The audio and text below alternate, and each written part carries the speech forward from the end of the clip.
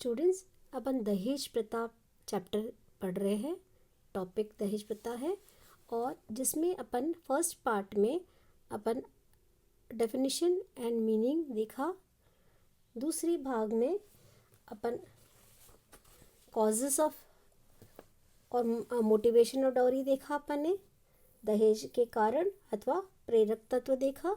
और अपन तीसरी भाग में समाज पर दहेज प्रथा का कुप्रभाव या दोष के बारे में पढ़ेंगे।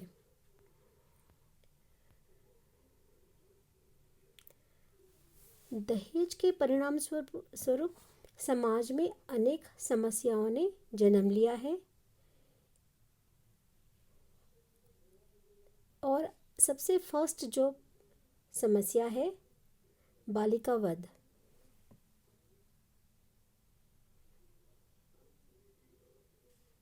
दहेज की अधिक मांग होने के कारण कई व्यक्ति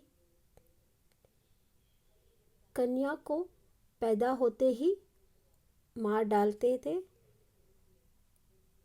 इस कुप्रथा का प्रचलन राजस्थान में विशेष रूप से रहा है, किंतु वर्तमान में यह प्रथा समाप्त हो गई। आपके स्क्रीन पे देखना बालिका वधू लिखा है, इट इज़ बालिका वध।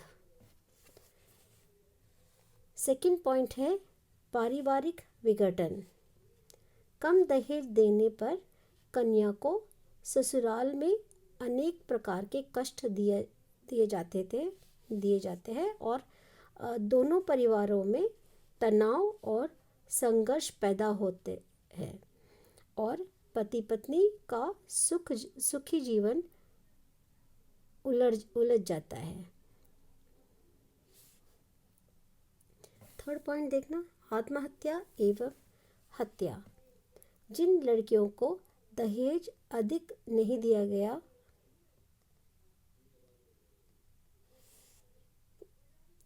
उन्हें अपनी ससुराल में साधारणता सम्मान नहीं मिल पाता है और कई बार उन्हें परेशान भी किया जाता है, उनके साथ दुर्व्यवहार किया जाता है। इस स्थिति में मुक्ति पाने के लिए कई लड़कियां आत्महत्या तक कर लेती है। फोर्थ, ऋणग्रस्तता। दहेज देने के लिए कन्या के पिता को रकम अदा लेने पड़ता है कि तो ऋण लेते इधर बैंक से पर्सनल लोन्स मिलते हैं या कई मित्र से लेते, बहुत सारे ज़रियों से लेते हैं।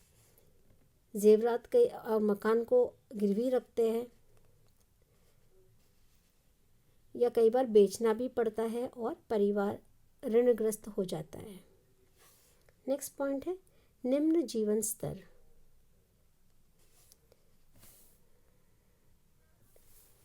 कन्या के लिए दहेज जुटाने के लिए परिवार को अपनी आवश्यकताओं की पूर्ति में कटौती करनी पड़ती है। बचत करने के लिए प्रयत्न में परिवार का जीवन स्तर गिर जाता है। नेक्स्ट पॉइंट देखना बहुपत्नी विवाह। दहेज प्राप्त करने के लिए एक व्यक्ति कई विवाह करते हैं, इसे बहुपत्नी विवाह कहते हैं और यह प्रचलन पूर्व में काफ़ी बढ़ी हुई थी, यद्यपि आजकल इस कुप्रथा को कानूनी तौर से रोक दिया गया है। सेवेंथ पॉइंट देखना बेमेल विवाह। दहेज के अभाव में कन्या का विवाह अशिक्षित, वृद्ध, कुरूप, अपंग एवं अयोग्य व्यक्ति के साथ भी करना पड़ता है। ऐसी स्थिति में कन्या को जीवन भर कष्ट उठाना पड़ता है। नेक्स्ट पॉइंट विवाह की समाप्ति। दहेज के अभाव में कई लोग अपने वैवाहिक संबंध कन्या पक्ष से समाप्त कर लेते हैं। कई बार तो लड़के वाले दहेज के अभाव में तोरण द्वार से बारात वापस भी लौटा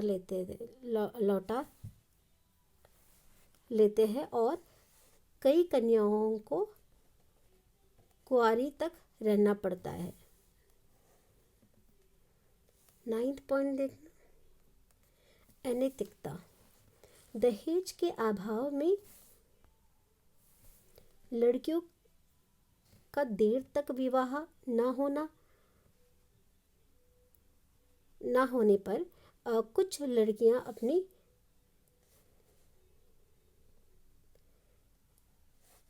यौन इच्छाएं की पूर्ति अनैतिक तरीकों से करती है, इसलिए इससे भ्रष्टाचार बढ़ जाता है। 10th पॉइंट, अपराध को प्रोत्साहन। दहेज जुटाने के लिए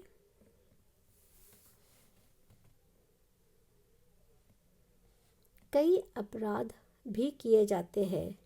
रिश्वत, चोरी एवं गबन के द्वारा धन एकत्रित किया जाता है।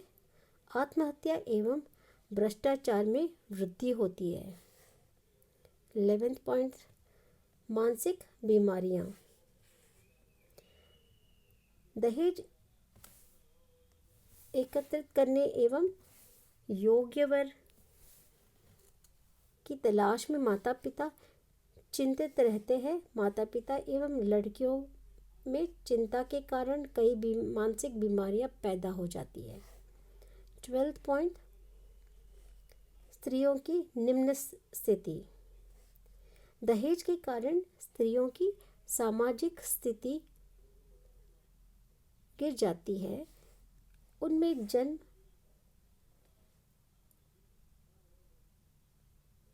जन्म के स्तर पर ही ऊंचा और नीचा लड़के को ज़्यादा मान्यता मिलता है और लड़कियों को कम, और भेदभाव उसी समय से प्रारंभ होता है और आगे आगे जैसे जीवन बढ़ते रहता है बच्चों के, वो अंतर आ जाता है। कुछ लोग दहेज के पक्ष में निम्नलिखित बातें तर्क करते हैं। दहेज न जुटा पाने के स्थिति में कन्याओं का देर तक विवाह नहीं होता, इससे बाल विवाह समाप्त हो जाता है। ये पक्ष में कह रहे दहेज के अभाव में देर तक विवाह न होने पर माता पिता उन्हें शिक्षा दिलाते रहते हैं। इससे स्त्री शिक्षा में वृद्धि होती है। तीसरी पॉइंट ये कहते हैं, दहेज से नव दंपति को घर बसाने में सहायता मिलता है। 4th पॉइंट उन्होंने रखा है, दहेज से परिवार में स्त्री का मान बढ़ता है। उसे सास ससुर एवं पति का प्रेम मिलता है तथा परिवार के सदस्यों का कोप का पात्र नहीं बनते। इससे अंतरजातीय विवाह को प्रोत्साहन मिलता है। ये सारी बातें उन्होंने पक्ष में रखा है, पर ये कम वैलिड है। ज़्यादा वैलिड तो कुरीतियों में आता है। दहेज एक अपराध है, देना और लेना दोनों अपराध माना गया है। इसके साथ ये लेक्चर समाप्त होता है। नेक्स्ट लेक्चर में अपन दहेज प्रथा का निराकरण और सुझाव अपन नेक्स्ट लेक्चर में लेते हैं।